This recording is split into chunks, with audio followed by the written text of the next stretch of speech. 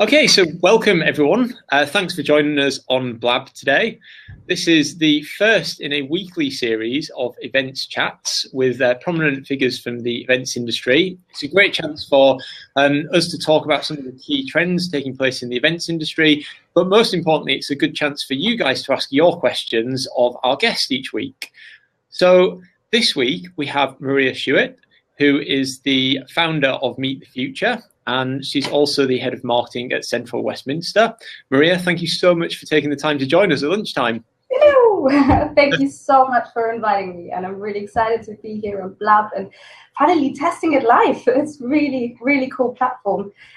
Maybe we should give our audience a quick rundown on how they can support us, join in, and everyone is able to actually just dial in and hop on the conversation live. I think so. So thanks also for being the first guinea pig here and brave enough to test it. So to everyone who's new to Blab, which is probably most of you, it's certainly quite new to myself as well, what you should be able to see on the right-hand side of your screen is a chance to send a message. If you want to ask a specific question of Maria, you can just type /Q and then the rest of your message, and that will come up as a question, and we'll make sure we ask Maria that question. If you just want to ask, add any comments or chat to one another on the side, then please feel free to do that as well. Try and use the hashtag events chat if you can. That would be great, so we can amalgamate the conversation over time. And then in a minute, I'm going to open up what it's called opening up a seat. And essentially that gives you a chance to jump on live on the video chat with myself and Maria. And again, you can just join in the conversation, ask a question, and then once you've finished, if you wouldn't mind releasing that seat, and then it's free for other people to join in as well. One final thing to note is, there we go, we've got our first testing to see if it works as a question. Perfect, thank you very much. It does. And so yeah, just one final note that this is all recording live and will be published on the blog, on the Eventbrite blog afterwards. So I think with that, I'm going to just ask you, Maria, to introduce yourself to everyone watching, and then we'll open up the seats and take any questions. And while there aren't any, I've got a whole bunch of things to ask you as well. So Maria, could you tell us a little bit more about yourself and also a little bit about what brought you to founding Meet the Future and why you thought it's an important event to have?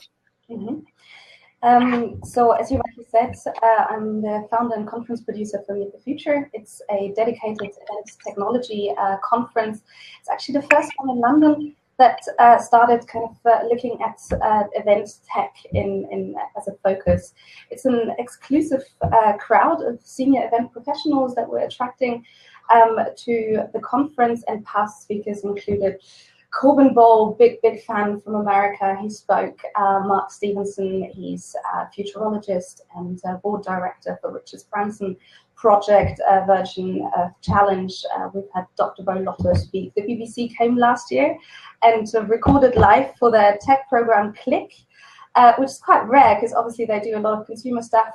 We're a B2B conference, but they thought what we're doing and how we're doing it is quite different to anything else there. So it's great to see that support in the industry.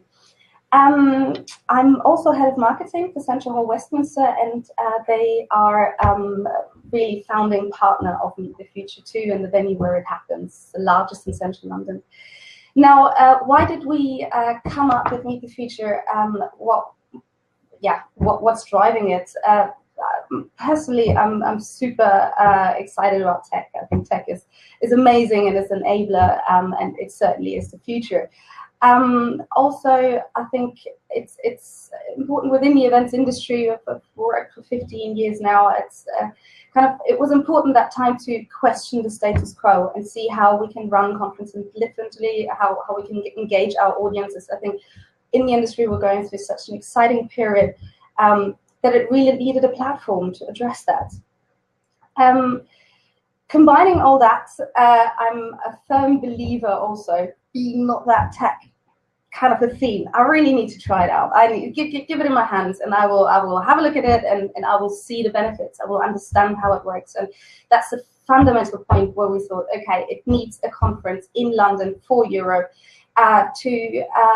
for event organizers to try and test this equipment, to see and understand the benefits, how it works for them as an organizer, how easy it is for delegates to use it, what's the overall kind of benefits for all that. And we've tried to go away from show stands and exhibitions and go away from PowerPoint presentations about technology. That all has been done in the past. We really need to bring it back into the program. And that's where where Meet the Future is very unique, that it brings technology into the heart of the conference, into the program. So we're not just showcasing, we're actually integrating that tech live into the program. I think that's such a good approach to show rather than tell, and it's really the only way to prove the value of technology is to have it in use. So I think it's such a great concept and such a good idea. So I'm going to open up the seat at this point. So if anyone else wants to join in at any point and ask a question of myself or Maria, feel free to do so. And then here we go. So first question, and it's actually the one I was going to open up with as well. So very good coincidence there. So which is the most impressive technology you have seen lately in the event industry, Maria?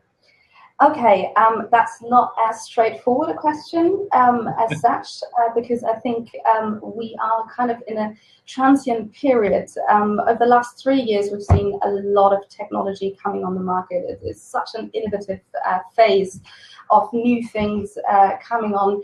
Some technology is about to stick or is finding its feet and its use cases within technology, and some others are still kind of struggling. It's wearables, Apple Watch or smartwatches in general. It is still quite a tricky one. Beacon technology is another one. There's a lot of real cool use cases that could be used for, but isn't anything there really in the industry yet. If I'm looking back at 2015 and tech that I've loved working with and really thought was useful and could really potentially bring into something, we've introduced Traces. It was a world first.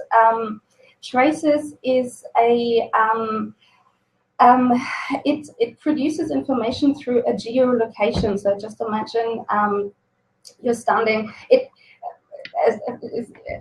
I need to give an event example. You're standing in front of an exhibition booth, for example, and through a geolocation, which is not linked to a beacon itself, you're transporting information onto your mobile phone. So it literally just pops up. You've got like an interface, an overlay into augmented reality, and through that overlay with your mobile phone on your screen, you're actually detecting the trace. And that trace then releases all sorts of information on your mobile phone, and that could be text information, it could be video, it could be links or any other parts of maybe even gamifications. So that was an interesting one. That sounds really interesting. And just so I understand, does that mean you have to download an app in order to use it, or is that it happens kind of organically without the user having to do anything? I think this is a little bit the phase we're seeing at the moment. Many apps are required to have a download on they're running off your mobile phone native. And I think that is mainly the biggest challenges that we really had with Meet the Future last year as well. It's so many cool apps like CrowdMites, for example. It's fantastic. Maybe just to quickly introduce, it's literally an app. You download it on your mobile phone. In the conference, all you need to do is press a button and speak through your mobile phone. It's connected to the AV, and you can have questions from the audience live on your conference. The problem with native apps is that app, CrowdMites, only runs on iOS, meaning that at least 100% of your delegate has to have an iOS phone. They have to download the app prior to it. So it's got its technical problems. I think other things like Slido, for example, is an audience engagement tool as well. It runs off the website. So all you do is go on your mobile, enter the website, enter the code, and from that platform, you can then question to the keynote speakers from the audience. So they're different use cases, and I think you really need to look not just at tech, but how tech implements and what the delegates have to kind of go through in order to access that tech. Yeah, absolutely. So, I mean, we actually have a question here about the difference audience experience between web apps and native apps. I mean, do you think there's a preference there amongst audiences at the moment, or do you think it really is a case by case basis on what is the correct way to engage with event technology? It's a little difficult, I think, from an organizer's point of view. Web-based applications are just very simple, straightforward, easy to use, no problem. Everyone's got access. So definitely web-based. Native apps obviously have an incredible advantage on tagging into your entire phone database, you know, and tagging into social media and so on. I think it really depends a little bit on what you're trying to get out from your audience and how it fits into your program. And I think with tech in general, we're in many cases, overcomplicating tech, where it could be, do I really want to engage my audience and understand, bring up a debate, similar to what we're doing here on Blab. It's like we're engaging people online, we're both talking together. Anyone can hop on live, please do. It's engaging. So in that sense, it's important to bring these different elements together. If we want to engage an audience that's here in my conference, a medical conference, and we're talking about this and this and this, so we want to gauge the feedback from people within that conference, then I think it would make more sense to concentrate the apps on that audience. Right, absolutely. I mean, you were at an event we ran in December where one of our fantastic. Thank you.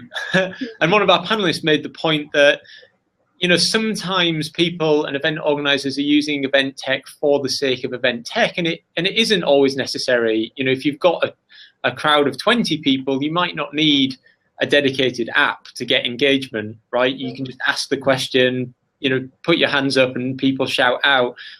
So I think getting a good use case for event tech is a really important thing. You know, don't just use it for its own sake. Make sure that there's an objective there and a real need for it and a desire from your audience to adopt it. Otherwise, it's going to be difficult to push that onto them.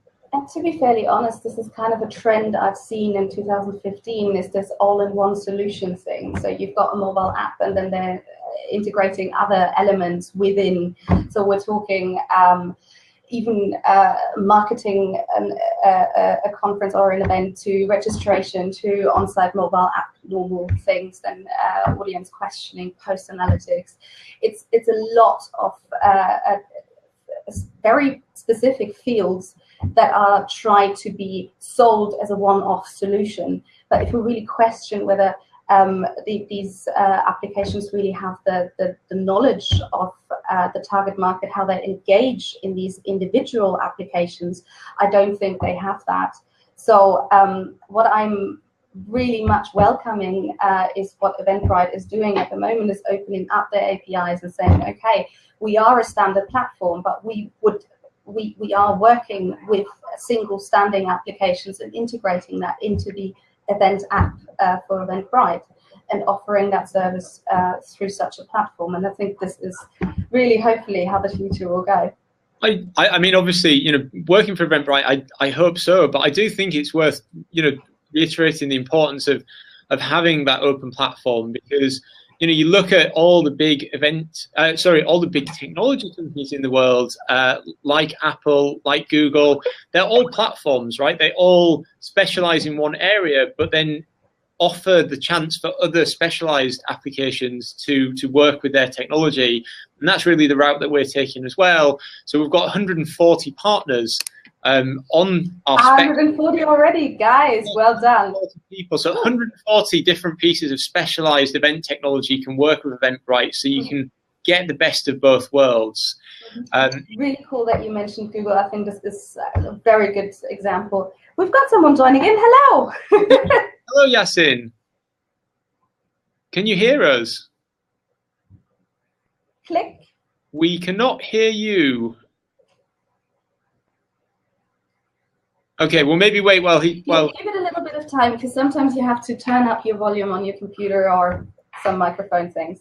Exactly. Okay, so let's just look at some of the macro trends. So what do you think are driving new technology? Is it just money in the market? Is it experimentation? Is it the needs of delegates? Is it, you know, what would you say is kind of driving the new wave of event technology? That's a really nice question, because it kind of is so twofold to answer that.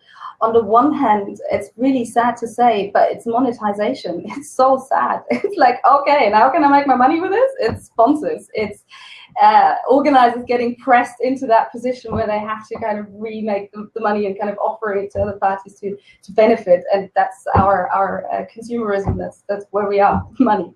Right. On the other hand, I think there is a whole host of innovative young people out there that really want to change something, that are fed up with the way it's been done, question status quo, and come up with new solutions. So really cool to see that too. And I think that is really solution driven. So that's driven by reaching audiences, engaging audiences, and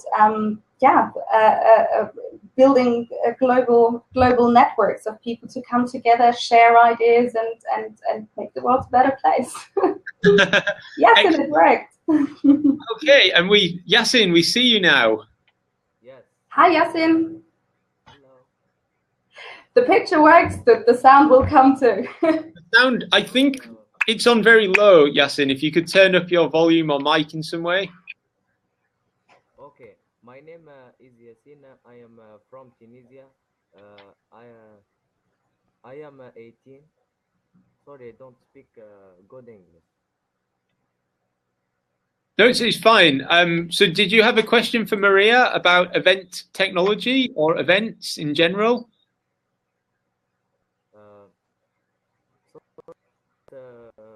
Speak good English. You speak French? You speak French? No, sorry. Not good enough. Okay, you know what?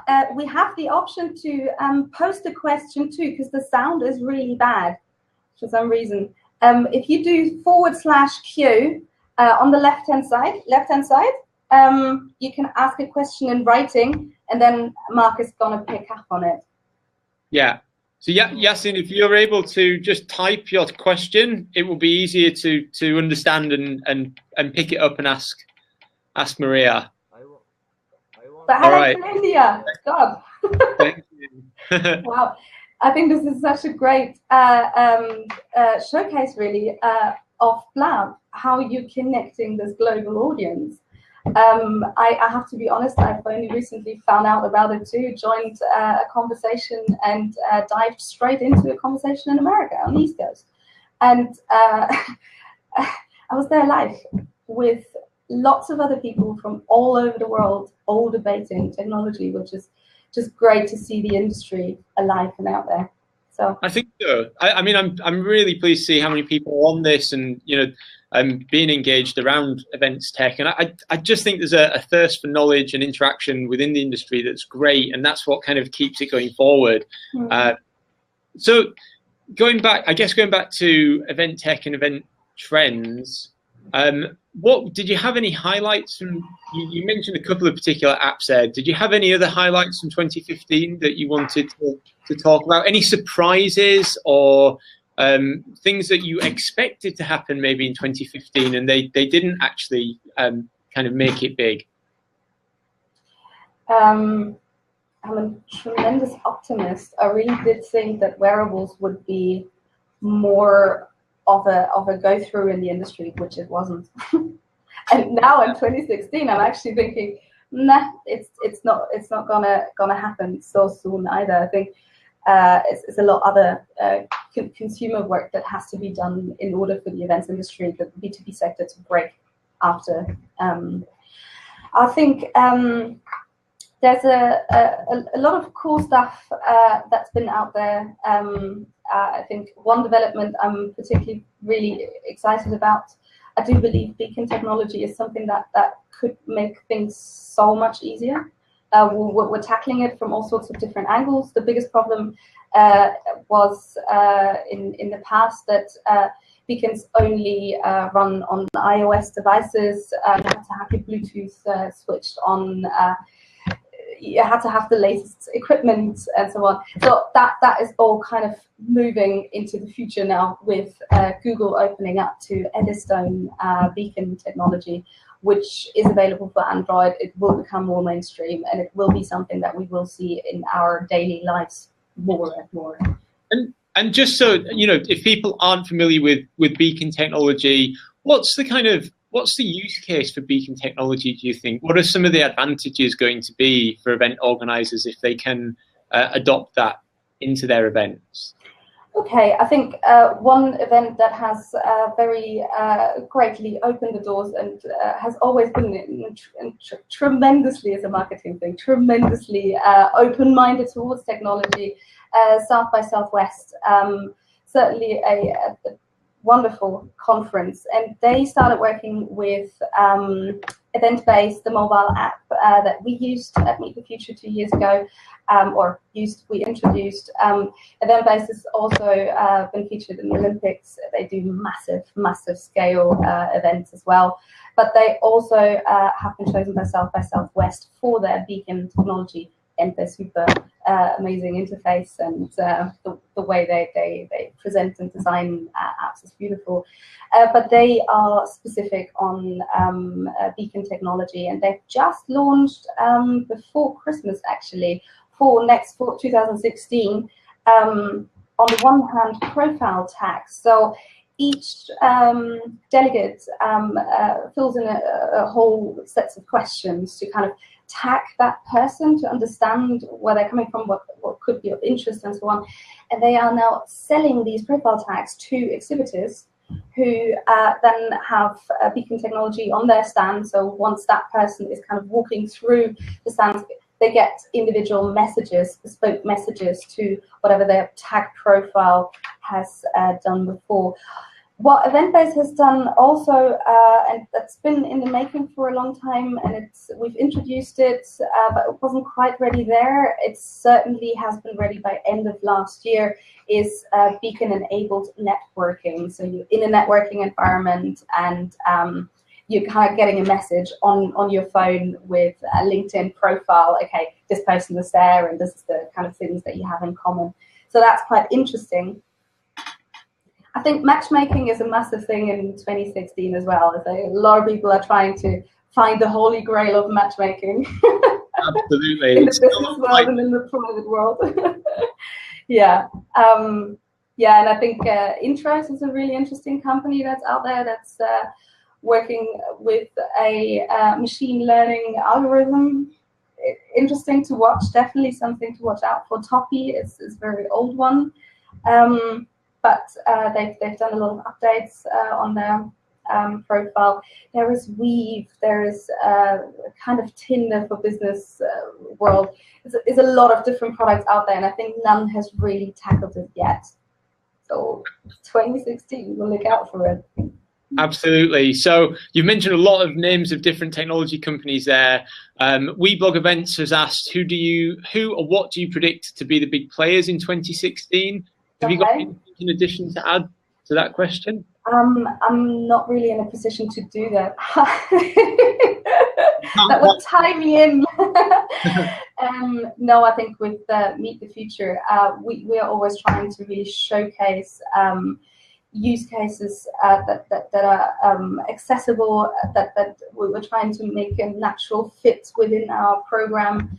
I think I wouldn't be able to just point out a few. There are amazing companies out there that are doing a lot to get things better.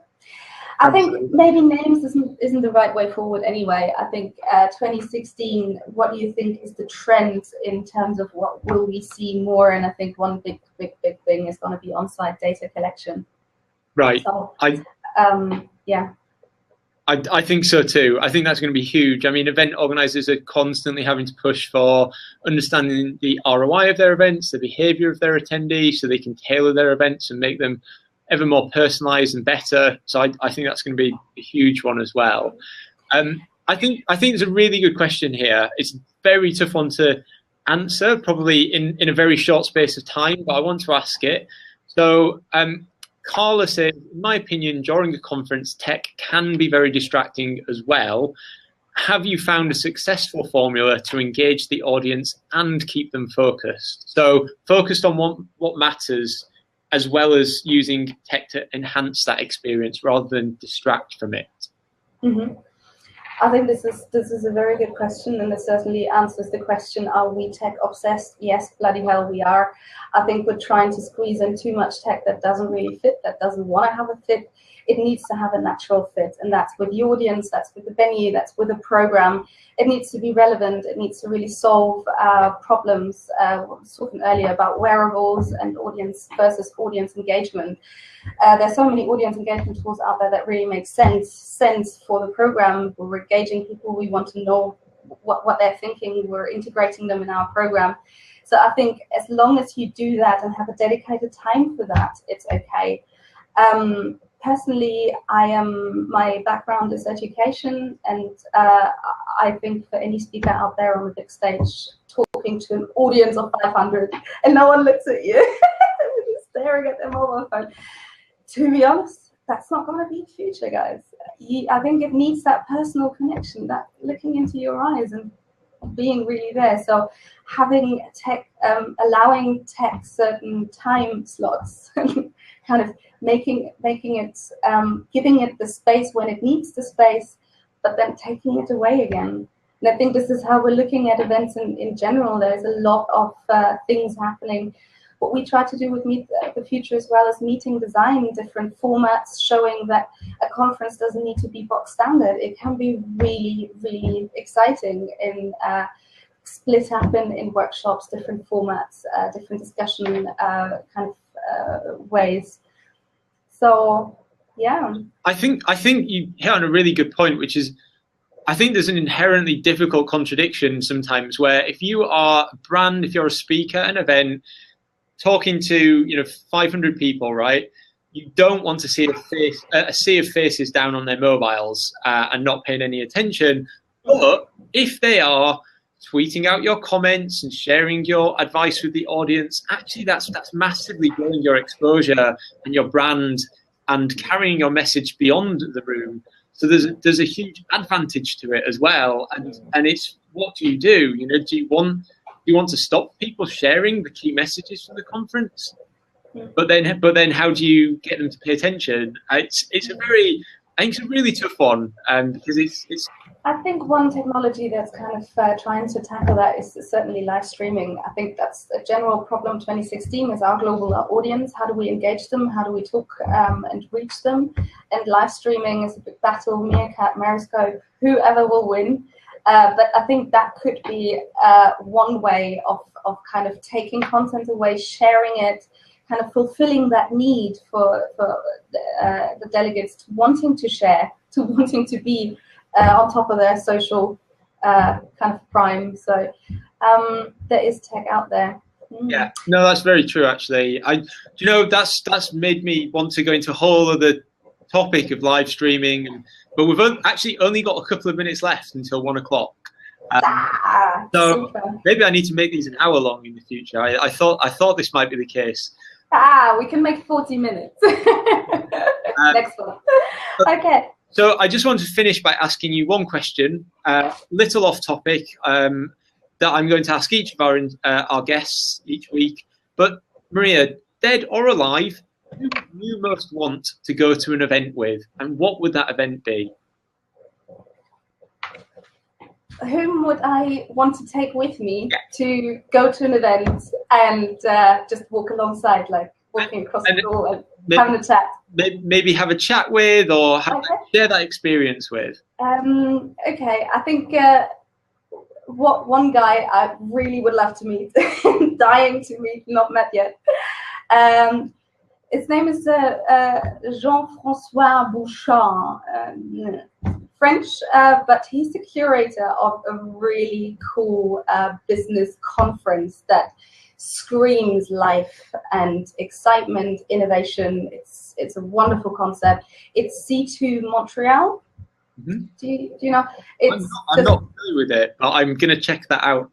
Definitely, C2 Montreal. It's got elements of Meet the Future in it. It's just this wacky, just changing things around and really doing things differently and engaging the audience. It's a fantastic event. And this guy, being the curator of that 3-day, it's a business event, but it isn't. I would love to meet him, but I wouldn't want to be at to Montreal with him. I would want him to come to London maybe, and we just go to any conference or any other conference in the world, and just walking with him across the floor plan and just passing by exhibitors and listening to his stories of what he has to say on, oh, I would do this, or have you thought about this, or how about changing this? And I think that would be really, really interesting to get an idea of how that person ticks. Absolutely, that sounds fascinating, yeah. And a different one as well. That's really cool. So look, to everyone who's listening and asked questions, of which there's been many, which I'm very, very pleased with, that we've not got around to asking yet. Very sorry, we are out of time. This is off the cuff. I'll have to think of the best way that we can try and get Maria to answer some of those questions. If you would be okay with that, Maria, maybe. Absolutely. If you can stream them somewhere, and I'm happy to dive in and answer any questions. Maybe as a closing line from me, watch the space. I think virtual reality is picking up. We haven't talked about that at all, but that's, I think, another big thing for 2016. But really, in use cases that work, don't go too funky. Don't use tech that just doesn't make sense. Make it makes sense, and it will be good. So thank you very much for inviting me, Mark. You're very welcome. Thanks so much for all your thoughtful comments, and I think we'll have to do this again, because there's clearly a lot still to discuss. Super. Let's do that. Thank you, Mark. Yeah. And have a good day. Enjoy your lunch break, guys. Ciao. Bye bye, everyone.